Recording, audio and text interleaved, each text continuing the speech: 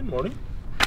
Now you might be saying to yourself, Carl, why are you taking a massive shit in the middle of the street?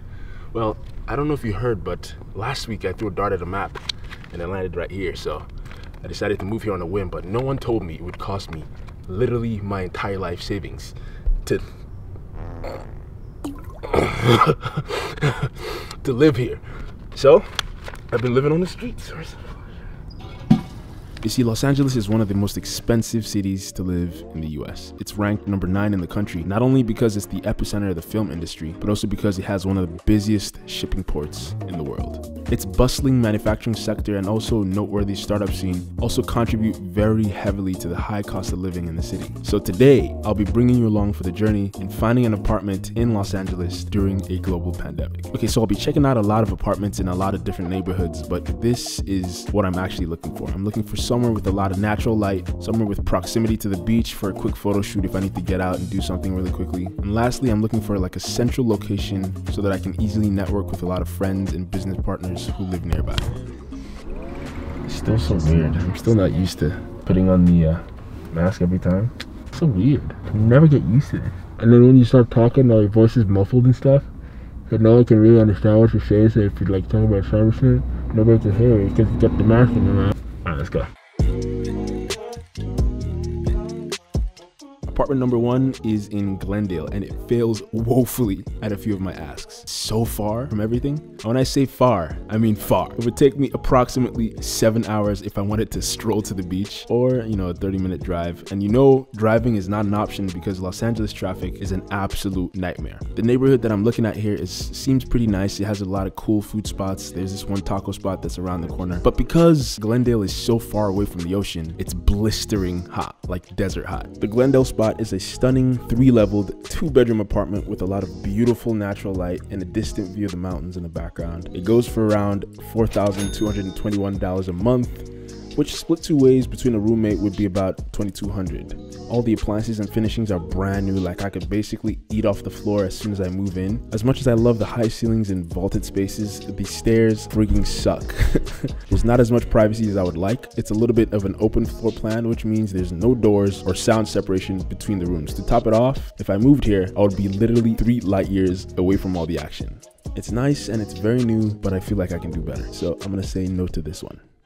Spot number 2 is located in Venice, California. Venice is a buzzing beach town known for its bohemian spirit. It's got this upscale commercial and residential pockets. Definitely a much better location for me in comparison to Glendale because of its proximity to the ocean. The Venice boardwalk is also completely buzzing. It's got shops, street performers, colorful murals, a skate park, Muscle Beach outdoor gym. It's got so many photographic opportunities and subjects that I'm very excited to be here. And even better, the apartment that I found online says it's going for $1,800 in Venice, which is an absolute steal. So let's go check that out. It's a bedroom.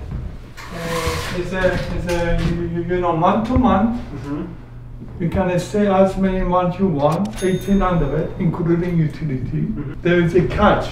What is the catch? I have to tell you. There is a kitchen here sharing with another unit, but in the meantime, we cannot use the kitchen. What do you think? Not being able to prepare food is a big deal. Whatever. Can you explain the situation with the lady? No, how much for it? Sharing the kitchen. The kitchen has a door. Yeah. One door over there, one door here. Anybody, usually, people go, cook, and go back to the room and lock it. But these people, they didn't pay the rent for 4 months. These people? So because of that, I'm taking to court. Today I was in the court. Yeah. Filling the fine. For evictions? Yeah, everything, and they're getting all these things 4 months. They didn't let me rent the place. Everybody want to use a kitchen usually. So it's a big headache. Yeah. Yeah. So I want somebody that doesn't need to cook too much. Yeah. I don't need to cook too much, but I need to cook a little bit. Yeah, but for food. Get you hot plate. Yeah. Yeah, that's gonna be a no for me, dog. No kitchen, crazy neighbors, ill-maintained conditions. It's got a road front property, which means when I'm sleeping, I'll be able to hear traffic at night. As much as I love the price, like $1,800 is such a good price. I just can't justify it. That's the thing about apartment hunting in LA. You usually get what you pay for. Sometimes the deal is too good to be true, and this was most definitely one of those times.